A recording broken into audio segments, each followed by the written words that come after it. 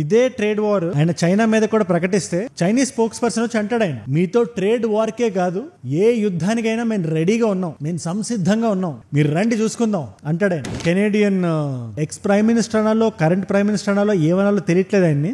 ఏ ఉద్దేశంతో చేస్తున్నారు మీరు అని ఆయన అసలు సందులో దొరికిందే ఛాన్స్ అని సైకిల్ గ్యాప్ లో సినిమా హీరో డైలాగ్లన్నీ కొట్టేస్తున్నారు. నేను ఈ వీడియో షూట్ చేస్తున్న టైంకి మీరు ఈ వీడియో చూస్తున్న టైంకి మనం ఒక వార్ మధ్యలో ఉన్నాం. యుఎస్ స్టార్ట్ చేసిన ట్రేడ్ వార్ అది. అండ్ దాంట్లో one of the key players is India. ఒక జాయింట్ కాంగ్రెషనల్ మీటింగ్ లో డొనాల్డ్ ట్రంప్ మాట్లాడుతూ ఆయన ఇండియాని ఎక్స్పోజ్ చేస్తారు అని చెప్తున్నారు. లేదు, ఇన్ఫాక్ట్ ఇండియా ఎక్స్పోజ్ అయిపోయింది, దానికి కర్త కర్మ క్రియ నేనే అని చెప్పి డొనాల్డ్ ట్రంప్ అంటున్నారు. ఇవే కాదు, ఇండియా మీద ఆయన ఒక్కొక్క మాట ఒక్కొక్క తూటాలో ఉంది. ఆయన ఏం చెప్పారు ఒకసారి వినండి మీరు. ఇండియా మా మీద వేసే టారిఫ్స్ తో మేము ఇండియాలో ఏవి అమ్మలేం. India charges us auto tariffs higher than 100%. ఇండియాతో పాటు వేరే కంట్రీస్ మా దేశాన్ని కంప్లీట్ గా ఊట్ చేశారు. దీనికి నాకన్నా ముందున్న జో బైడెన్ కూడా కారణం. And the Biden administration couldn't do anything about it because there was so much money they couldn't do anything about it. ఖచ్చితంగా దీన్ని నేను ఆపేస్తున్నాను, యుద్ధం ప్రకటిస్తున్నాను అనే మీనింగ్ వచ్చినట్టు మాట్లాడుతూ మీ అందరికి ఏప్రిల్ 2 వరకు టైం. ఇది ఎవరెవరికి? ఇండియాకి, మెక్సికోకి, కెనడాకి, ఈయూకి, చైనాకి, అన్ని కంట్రీలకి ఒకేసారి ఒక వార్నింగ్ లా ఇస్తూ ఇది నేను ఏప్రిల్ 1 పెట్టొచ్చు, బట్ ఫస్ట్ నేను పెట్టట్లేదు. దానికి primary reason Donald Trump April full చేయకుండా ఉన్నారు అని మీరు అనుకోవాలని.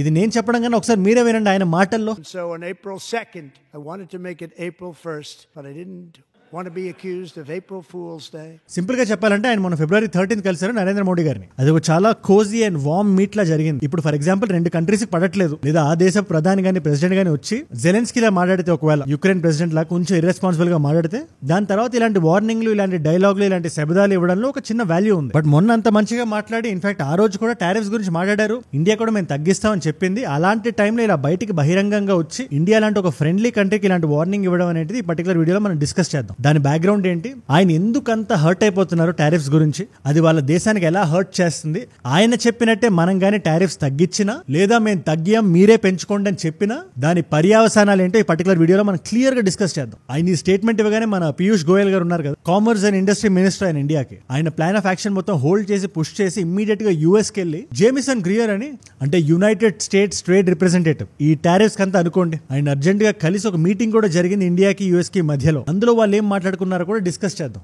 డొనాల్డ్ ట్రంప్ గారు కుర్చీ ఎక్కి కూర్చొని గట్టిగా మాట్లాడితే ఒక 45 రోజులు కూడా అవ్వలేదు. ఆయన రోజుకో స్టేట్మెంట్ ఇచ్చి రోజుకో పాలసీ తీసుకొని గట్టిగా కాంటెంట్ ఇస్తున్నారు ఆయన. సో చాలా ఇంట్రెస్టింగ్ ఉండిపోతుంది ఇది. ట్రేడ్, బిజినెస్, ఆ టర్మినాలజీ ఇదంతా అర్థం కాని వాళ్ళకి కూడా అరటి పండు ఒలిచి పెట్టినట్టు అందరికీ అర్థమయ్యేలా చెప్పేస్తే ఒక 15 నిమిషాల్లో కన్సైజ్ గా చేసి. అండ్ ఇలాంటి వీడియోస్ నా సైడ్ నుంచి మీకు రోజుకోటి వస్తుంది, మీ అందరికీ తెలుసు. చాలా మంది కొత్త వాళ్ళకి కూడా ఈ జియో పొలిటికల్ వీడియోస్ వెళ్తున్నాయి కాబట్టి, మీ అందరూ ఎంజాయ్ చేస్తున్నారు కాబట్టి, కొత్తగా ఎవరైనా చూస్తుంటే మాత్రం నా నుంచి ఏ రోజు వీడియో మిస్ అవ్వకూడదన్నా, నేను పెట్టగానే మీ దాకా వీడియో రావాలన్నా కింద కనబడే సబ్స్క్రైబ్ బటన్ నొక్కి పెట్టుకోండి. సబ్స్క్రైబ్ చేశారుగా, డన్. మీకు కాంటెక్స్ట్ అర్థం కావాలంటే అసలు టారిఫ్ అంటే ఏంటో మీకు తెలియాలి. సింపుల్ గా టారిఫ్ అంటే ఏంటంటే, ఒక దేశంలో మ్యానుఫ్యాక్చర్ చేయబడిన వస్తువు గానీ, అవుట్ సోర్స్ చేసే ఒక సర్వీస్ గానీ బార్డర్ దాటి బయటకు వెళ్ళిందంటే, ఆ వస్తువు గానీ సర్వీస్ గానీ ఏ దేశపు బార్డర్ లోకి వెళ్ళిందో ఆ దేశం విధించే ట్యాక్స్.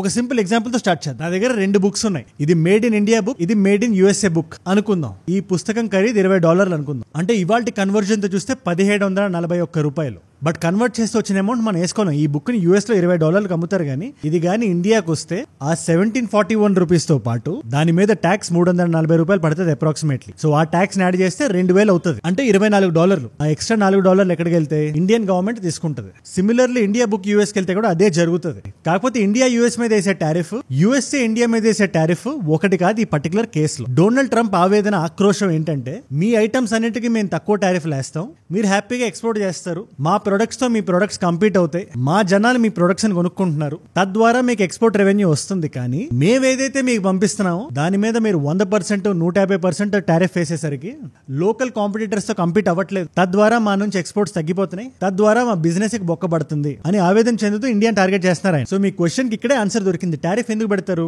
మన దేశంలో ఒక ఇడ్లీ బండి ఉంది అనుకుందాం, పక్కనే అమెరికా వచ్చి మెక్డొనాల్డ్స్ పెడితే మన ఇండియన్స్ టారిఫ్ వేయకపోతే దాని కాస్ట్ తగ్గిపోతుంది, మన ఇడ్లీ ఎవరు కొనరు అనేది ఒక సింపుల్ ఎగ్జాంపుల్.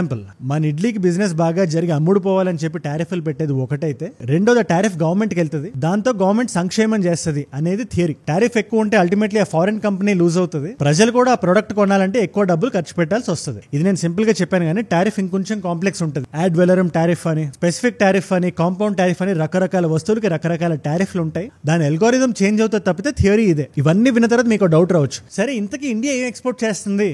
యూఎస్ అంత ఇదిగా యూఎస్ ఇండియా నుంచి ఏం తీసుకుంటుంది అంటే, నంబర్ 1 ఫార్మాస్యూటికల్స్ 10.4 బిలియన్ వర్త్ మనం ఎక్స్పోర్ట్ చేస్తాం. తర్వాత డైమండ్స్ $7.6 బిలియన్, బ్రాడ్కాస్టింగ్ ఎక్విప్మెంట్ అంటారు కదా, ఆ మెటీరియల్ కూడా ఇండియా నుంచి యూఎస్ బాగా ఎక్స్పోర్ట్ అవుతుంది, $6.8 బిలియన్ అది. తర్వాత $5.5 బిలియన్ తో రిఫైన్డ్ పెట్రోలియం, ప్రెషియస్ స్టోన్స్ ఉంటాయి కదా, వాటిని కూడా మనం ఎక్స్పోర్ట్ చేస్తాం $4.5 బిలియన్.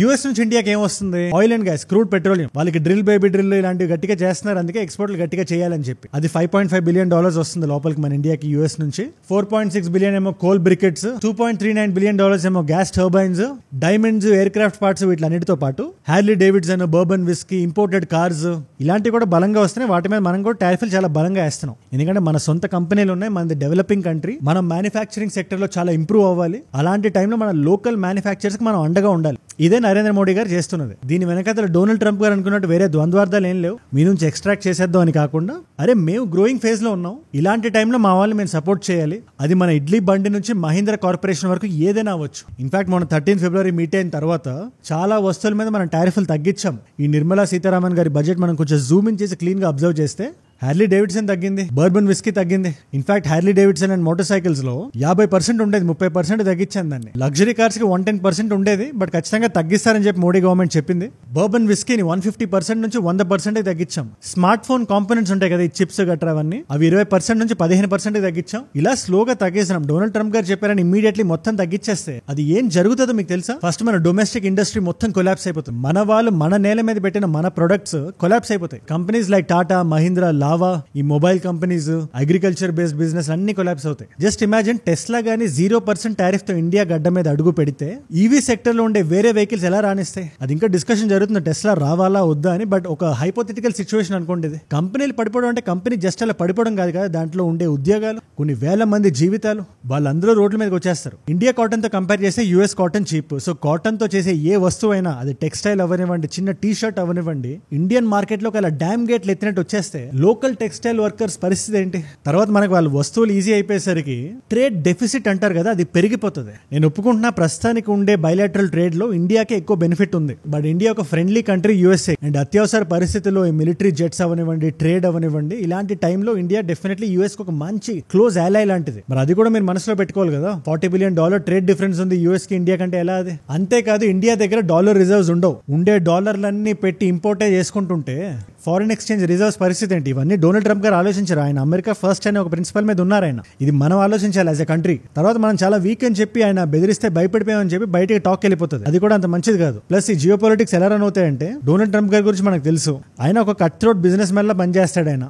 ఆయన దేశాన్ని అన్నిటికన్నా ముందు పెడతాడు. బట్ ఇలాంటి సిచ్యువేషన్స్ లో మనం ఆయన లాంటి వ్యక్తికి కూడా కొంచెం రెసిస్టెన్స్ ఇవ్వాలి. అన్నిట్లో అనట్లేదు. అందుకే బెస్ట్ స్ట్రాటజీ ఏంటో తెలుసా? ఇప్పుడు ఇండియా ఏ పాత్రలో ఉందో స్లోగా ఒక్కొక్క ఇండస్ట్రీ చూసుకొని 5%, 4% అలా స్లోగా తగ్గించాలి. యూఎస్ కూడా ఇది అర్థం చేసుకోవాలి. ఇండియా మాకు ఒక స్ట్రాటజిక్ ఎలై, మనం తెగేదాకా లాక్కూడదు.